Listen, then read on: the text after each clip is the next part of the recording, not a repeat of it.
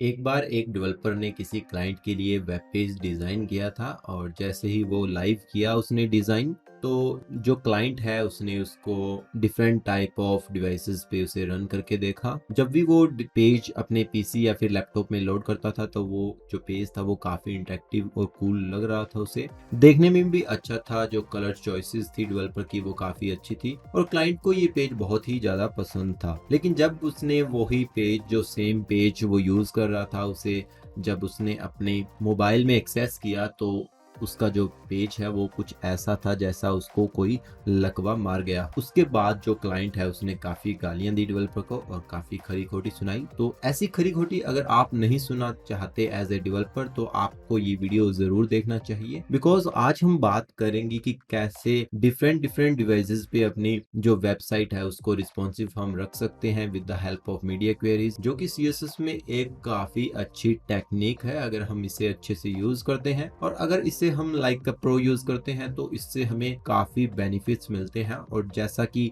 मैंने आपसे पहले कहा कि इससे हमारा जो यूज़र रिटेंशन है और हमारा जो यूज़र इंटरेक्शन है वो काफ़ी हद तक इंक्रीज होता है और इससे हमारी जो वेब पेज है उसकी रैंकिंग भी काफ़ी अच्छी रहती है। एज ए अगर हम बात करें ट्रैफिक की तो इसकी जो ट्रैफिक रैंकिंग है वो काफ़ी हाई रहती है और जितने भी रिस्पॉन्सिव वेब पेज होते हैं वो यूज़र को भी बहुत ज़्यादा इंटरेक्ट करते हैं और उनकी जो रिटेंशन, यूज़र रिटेंशन है उसको भी काफ़ी इंक्रीज करते हैं। तो सबसे पहले हम शुरुआत करेंगे कि हम मीडिया क्वेरीज को यूज़ क्यों करते हैं। तो इसका बेसिकली एक ही रीज़न है कि जो हमारी रिस्पॉन्सिवनेस है उसको अगर हम अचीव करना चाहते हैं अपनी सीएसएस में तो हम यूज़ करते हैं मीडिया क्वेरीज का। उसके बाद जो मीडिया क्वेरीज है उसके अंदर हम different type of style elements को यूज़ कर सकते हैं अलग अलग स्क्रीन साइजेस के हिसाब से। तो मीडिया क्वेरीज में हम यहाँ पे यूज़ करते हैं मिन विड्थ का और मैक्स विड्थ का। जब भी हम मिन विड्थ की बात करेंगे इसका मतलब ये है कि वो हमारा एक स्टार्टिंग पॉइंट होगा।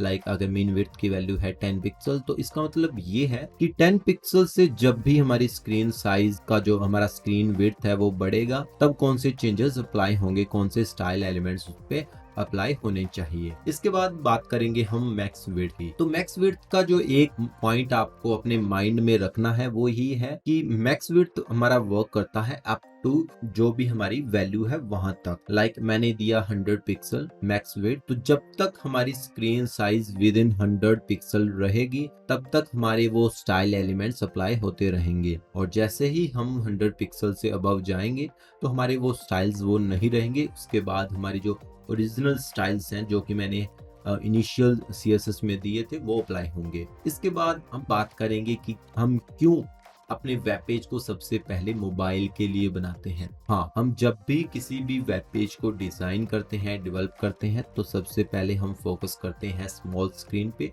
जो कि हमारी है मोबाइल स्क्रीन। तो सबसे पहले हम मोबाइल स्क्रीन के लिए बनाते हैं। जैसे जैसे हमारा स्क्रीन साइज बड़ा होता है वैसे वैसे हम अपने एलिमेंट्स को और इंडिपेंडेंटली स्टाइल करते जाते हैं। तो अभी तो हम सिर्फ अपने बेसिक्स के लिए इस वीडियो को कवर कर रहे हैं। आई होप कि आप इस वीडियो को एंड तक जरूर देखेंगे। तो सबसे पहले हम सेटअप करेंगे अपनी HTML को। तो मैं HTML में एक मेन टैग का यूज करूंगा। तो मैं यहाँ पे यूज करता हूँ मेन और इसको मैं एक क्लास दूंगा। तो मैं यहाँ पे इसको क्लास देता हूँ बैनर। तो यहाँ पे मैं एक बैनर क्लास इसे प्रोवाइड करूंगा और उसके अंदर मैं यूज करूंगा अपने h2 को। तो h2 को भी हम एक क्लास देंगे। तो यहाँ पे मैं इसको क्लास देता हूँ टेक्स्ट और इसके अंदर मैं कुछ टेक्स्ट ऐड करूंगा। और अभी हम स्टाइल करेंगे अपने एलिमेंट्स को। तो सबसे पहले मैं सिलेक्ट करूंगा अपने बॉडी को। यहाँ पे जो इसकी फॉन्ट फैमिली है उसको मैं चेंज करूंगा और उसके बाद मैं जो बैकग्राउंड कलर है बॉडी का उसको करूंगा मैं स्काई ब्लू। इसके बाद मैं यूज करूंगा अपने क्लास सिलेक्टर को। यहाँ पे मैं टारगेट करूंगा अपने बैनर को और यहाँ पे मैं इसका जो बैकग्राउंड कलर है उसको करूंगा रेड और यहाँ पे मैं टारगेट करूंगा अपने H2 को। इसके बाद इसका जो कलर है उसको मैं करूंगा वाइट और यहाँ पे मैं कुछ और प्रॉपर्टीज को ऐड करूंगा। तो सबसे पहले मैं करूंगा टैग डेकोरेशन, यहाँ पे मैं इसे रखूंगा अंडरलाइन और इसके बाद मैं इसमें यूज करूंगा लेटर स्पेसिंग 2 पिक्सल और इसके बाद मैं यहाँ पे यूज करूंगा टेक्स्ट अलाइन सेंटर और इसका जो फॉन्ट साइज है इसको मैं करूंगा 1.75 रैम। ओके, तो अभी जो हमारे ये स्टाइल्स हैं, ये इनिशियल स्टाइल्स हैं जिनको हम ओरिजिनल स्टाइल्स भी कह सकते हैं। और जैसे जैसे हमारा स्क्रीन साइज बड़ा होता जाएगा वैसे वैसे ही हम इनको चेंज करेंगे। तो सबसे पहले मैं यूज करूंगा अपने @ सिंबल को, तो मैं यहाँ पे यूज करूंगा @, उसके बाद मीडिया, यहाँ पे आएगा हमारा स्क्रीन। और जैसा कि मैं मीडिया के बाद एक स्पेस का यूज कर रहा हूँ, तो आपने भी सेम एज इट इज लिखना है। अगर यहाँ पे आप किसी भी स्पेस को मिस कर देते हो तो आपका जो मीडिया स्क्रीन है वो बिल्कुल भी वर्क नहीं करेगा। और इसके बाद मैं यूज करूंगा एंड का, और एंड के बाद फिर से हम एक स्पेस देंगे और उसके बाद हम यूज करेंगे राउंड ब्रैकेट्स का। इसमें अब हमें यूज करना है हमारा मेन विड्थ या फिर मैक्स विड्थ। तो यहाँ पे मैं पहले यूज करूंगा मेन विड्थ का, और यहाँ पे मैं इसे दूंगा 576 पिक्सल। तो यहाँ पे सबसे मेन पॉइंट आपको जो याद रखना है वो ये है कि जब भी हम मेन विड्थ का यूज करते हैं, इसका मतलब ये है कि हम स्टार्टिंग पॉइंट की बात कर रहे हैं। यानी कि जब भी हमारा जो स्क्रीन है वो 576 पिक्सल्स पे आएगा या फिर इससे अबव होगा, तब हमारे स्टाइल्स कौन से अप्लाई होने चाहिए। तो मैं यहाँ पे सबसे पहले अपनी बॉडी एलिमेंट को टारगेट करूंगा, और जैसे कि मैंने इसमें पहले इनिशियल बैकग्राउंड कलर दिया था, तो मैं यहाँ पे बैकग्राउंड कलर को करूंगा येलो। और इसके बाद मैं टारगेट करूंगा अपने बैनर को, तो यहाँ पे मैं टारगेट करूंगा अपने बैनर को बॉडी के बाद, और इसका जो बैकग्राउंड कलर है उसको मैं करूंगा ब्लू। और इसके बाद मैं टारगेट करूंगा अपने H2 को, जिसकी क्लास है टेक्स्ट, और इसका जो फॉन्ट साइज है उसको मैं करूंगा 2.35 रैम। तो जैसे ही हमारा जो स्क्रीन साइज है वो 576 पिक्सल्स पे आएगा या फिर इसको क्रॉस करेगा, तभी जो हमारे ये चेंजेस हैं जो कि हमने इस मीडिया क्वेरीज में यूज किए हैं वो अप्लाई होंगे। तो इसे मैं करूंगा अभी स्क्रीन को चेंज। तो जैसे ही मैंने 576 पिक्सल को क्रॉस किया या फिर 576 पिक्सल पे टच किया, तो वैसे ही जो मेरे मीडिया क्वेरीज के जो स्टाइल्स हैं वो अप्लाई हो चुके हैं। लेकिन इसके बाद भी ऐसे स्टाइल एलिमेंट्स, ऐसी स्टाइल प्रॉपर्टीज जो कि चेंज नहीं हुई, वो तो जो मेरी इनिशियल प्रॉपर्टीज थी वो इस पे अप्लाइड है। और जो इनिशियल प्रॉपर्टीज मैंने यहाँ पे, जो मेरी ओरिजिनल प्रॉपर्टीज है जिसको मैंने ओवरराइड नहीं किया है अपनी मीडिया क्वेरी के अंदर, वो चेंज नहीं होंगी, और जो मैंने ओवरराइड की है सिर्फ वो ही चेंज होंगी। तो जैसे कि मैंने कलर को चेंज नहीं किया था, तो यहाँ पे जो मेरा कलर है वो ओवरराइड नहीं हो रहा है। और उसके बाद मैंने टेक्स्ट डेकोरेशन को भी ओवरराइड नहीं किया, और यहाँ पे मैंने लेटर स्पेसिंग को भी ओवरराइड नहीं किया, टेक्स्ट लाइन को भी ओवरराइड नहीं किया। लेकिन मैंने यहाँ पे फॉन्ट साइज को ओवरराइड किया है, और जो मेरा फॉन्ट साइज है उसको मैंने किया है 2.35 रैम। तो जैसे ही मैंने अपनी फॉन्ट साइज को ओवरराइड किया, तो जैसे कि आप देख सकते हैं कि जब तक मैं 576 से नीचे हूं तब तक के लिए वो मेरे जो ओरिजिनल स्टाइल्स हैं वो चलेंगे। लेकिन जैसे ही मैं 576 को क्रॉस करता हूं, तो जो मेरा फॉन्ट साइज है वो इंक्रीज हो चुका है, जो कि एक ओवररिडन प्रॉपर्टी है। और यहाँ पे जो हमारा बैकग्राउंड कलर है बैनर का वो भी ब्लू हो चुका है, और हमारा जो बॉडी है वो हो चुकी है बैकग्राउंड येलो की। तो जिस प्रॉपर्टी को आप ओवरराइड करोगे आपको उसके ही चेंजेस देखने को मिलेंगे, अदरवाइज आपकी जितनी भी प्रॉपर्टीज है वो रिमेन सेम रहेंगी, उस पे आपको कोई भी इफेक्ट देखने को नहीं मिलेगा। तो यहाँ पे मेरे पास 2 पिक्सल है लेटर स्पेसिंग, तो यहाँ पे मैं इसको थोड़ा ओवरराइड करूंगा। मैं यहाँ पे यूज करूंगा लेटर स्पेसिंग, इसके बाद मैं यहाँ पे यूज करूंगा 3 पिक्सल। तो जैसे ही मैं जाता हूँ अपनी स्मॉलर स्क्रीन साइज की तरफ, तो जो मेरे इनिशियल स्टाइल्स हैं, ओरिजिनल स्टाइल्स हैं, वो अप्लाई रहेंगे।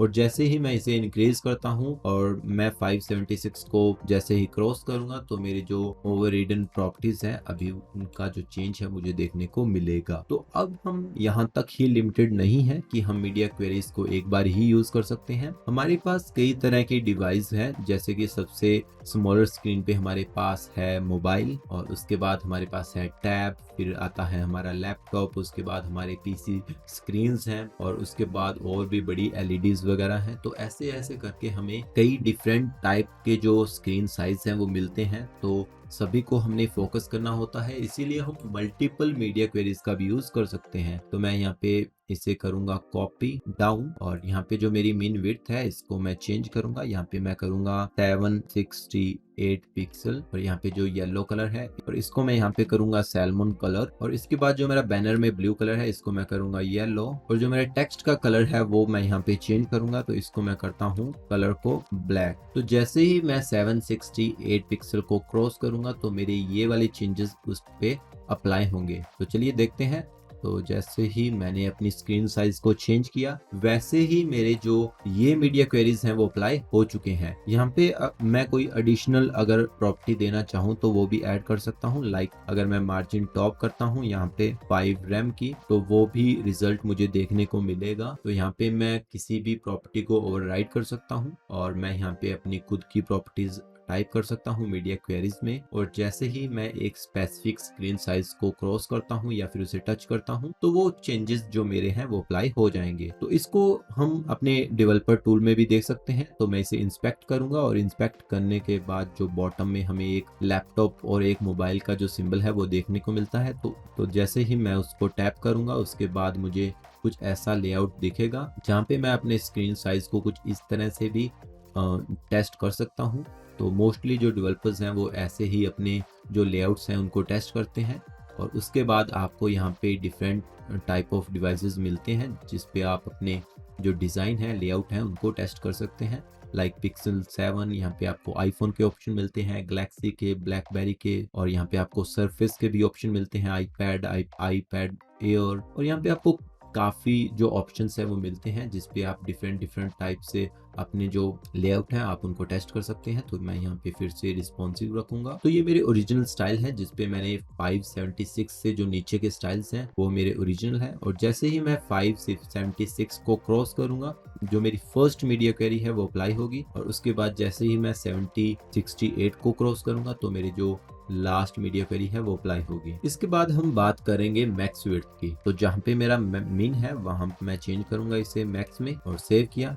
और जैसे ही मैंने सेव किया जो मेरी ये चेंजेस हैं वो पहले से अप्लाई हो चुके हैं। और जैसा कि एक पॉइंट आपको फिर से मैं बता रहा हूँ कि जब भी हम मैक्स विड्थ की बात करते हैं तो हम बात करते हैं अप टू की। तो जब तक हमारा स्क्रीन साइज 576 तक रहेगा तब तक ये जो मेरी मीडिया क्वेरीज के स्टाइल्स हैं वो अप्लाई होंगे, और जैसे ही मैं 576 को क्रॉस करूंगा तो जो मेरे ओरिजिनल स्टाइल हैं वो फिर से इम्प्लीमेंट हो जाएंगे। तो इसे हम थोड़ा स्क्रीन साइज को बड़ा करेंगे, और जैसे ही मैं इसे थोड़ा बड़ा करता हूँ 576 को क्रॉस करूंगा तो जो मेरे ये ओरिजिनल चेंजेस हैं वो फिर से अप्लाई हो जाएंगे। तो जो मैक्स विड्थ है उसका जो मेन कॉन्सेप्ट है वो है अप टू। जब तक आप अप टू स्पेसिफिक वैल्यू तक नहीं जाते तब तक ये हमारी जो मीडिया क्वेरीज हैं वो वर्क करेंगे। और लास्ट में हमारे पास है 768, तो यहाँ पे भी मैं इसे करता हूँ मैक्स, और जैसे ही मैं सेव करूंगा तो सबसे पहले जो मेरे मैक्स वाले हैं 768 वो चेंजेस होंगे, और जब तक मैं 768 को क्रॉस नहीं कर लेता अप टू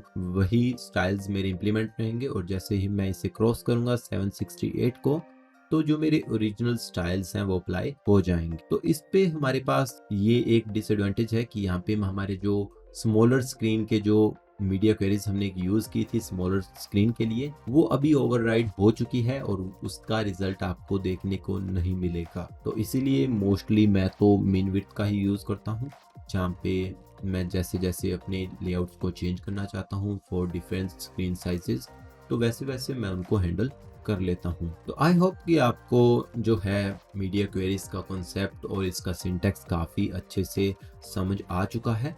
और अगर आपको कोई कंफ्यूजन है या फिर आपकी कोई क्वेरीज हैं तो आप मुझे कमेंट करके बता सकते हैं, और आप मुझे इंस्टाग्राम पे भी फॉलो कर सकते हैं, वहाँ पे आप मुझे डीएम कर सकते हैं किसी भी इशू के रिलेटेड और मैं आपको रिप्लाई ज़रूर करूँगा। चैनल को सब्सक्राइब कर लेना और बेल आइकन को ज़रूर प्रेस करना ताकि नेक्स्ट वीडियोज़ के नोटिफिकेशन आप तक पहुँच सकें।